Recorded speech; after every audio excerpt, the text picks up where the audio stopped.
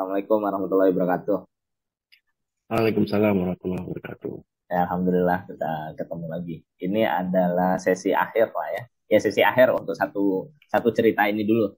Satu cerita yaitu tentang buku yang kita sebut sementara ini Crash Hacker, Keliling Dunia Lebih Hemat dari Backpacker gitu.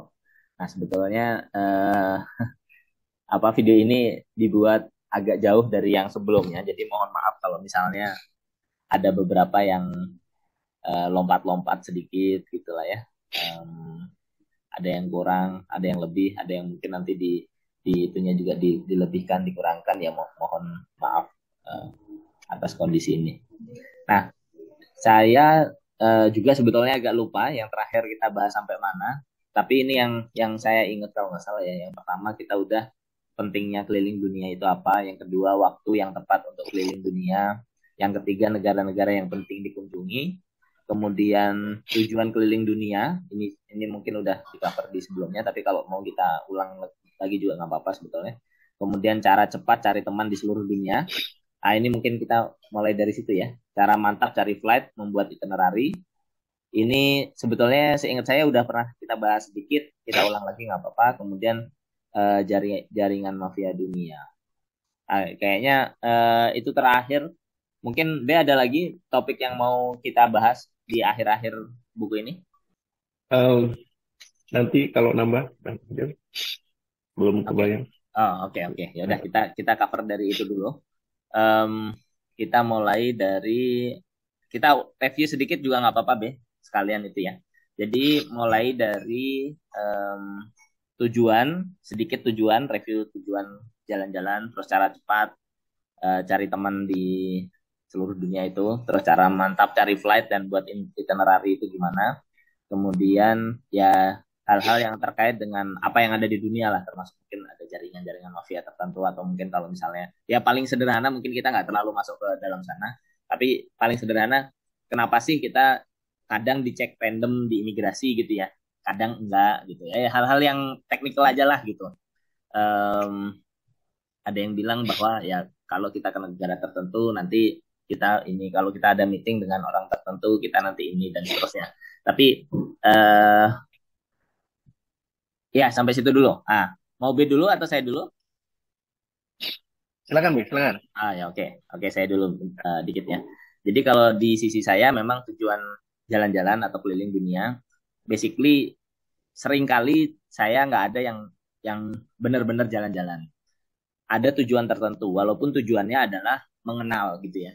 Walaupun tujuannya adalah mengenal atau even survei lah gitu terhadap sesuatu. Jadi kalau di saya biasanya ada alasan spesifik atau bahkan alasannya sangat personal. Misalnya ada seorang teman yang habis melahirkan gitu ya, habis apa istrinya habis melahirkan. Jadi teman saya ini punya anak.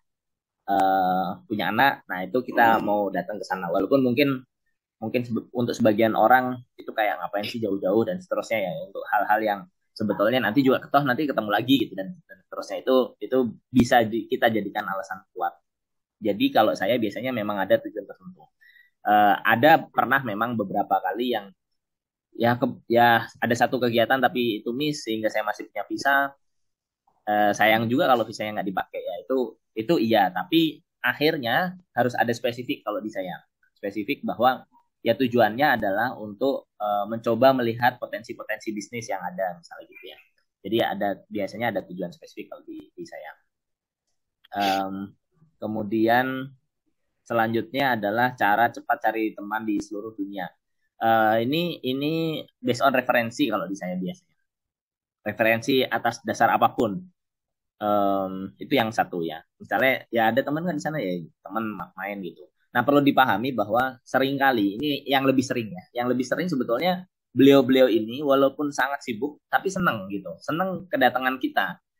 Walaupun mungkin cerita-cerita kita atau apa ya, kita ini orang yang sangat biasa mungkin ya.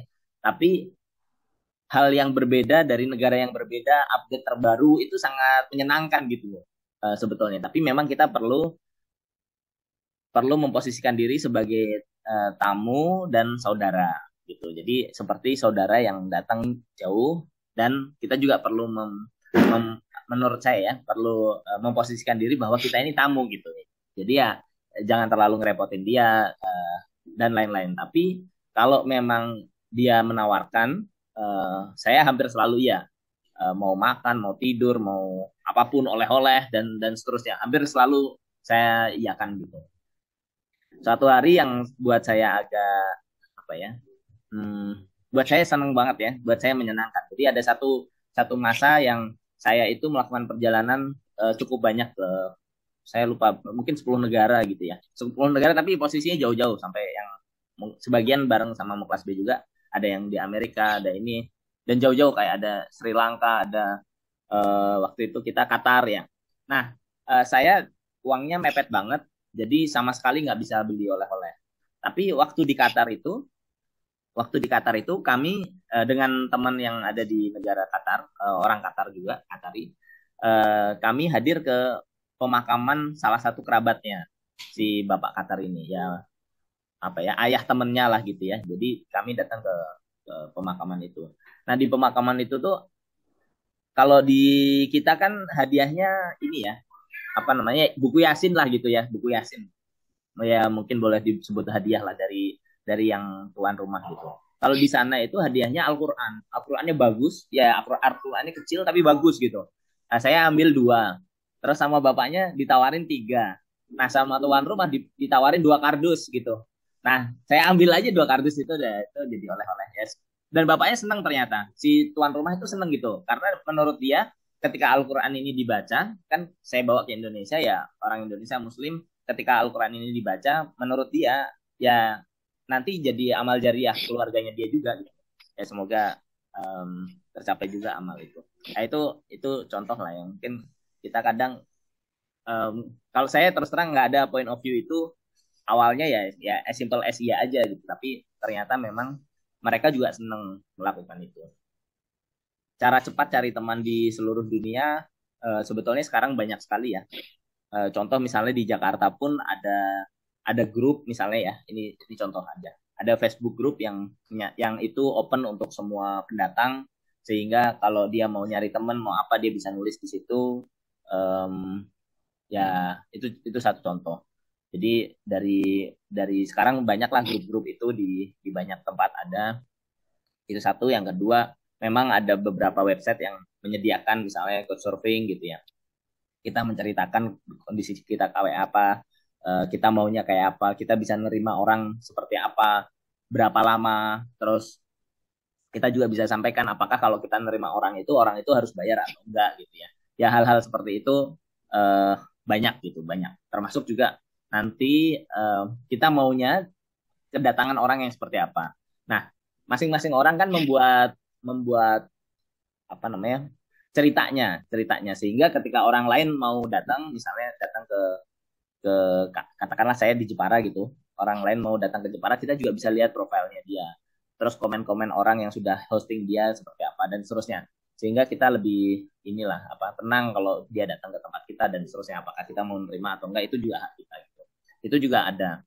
Jadi sistemnya nanti orang-orang itu akan mengontak kita dan kita bisa reply lah kita terima atau enggak dan seterusnya. Terus selanjutnya adalah um, cara cepat cari teman di seluruh dunia juga ya.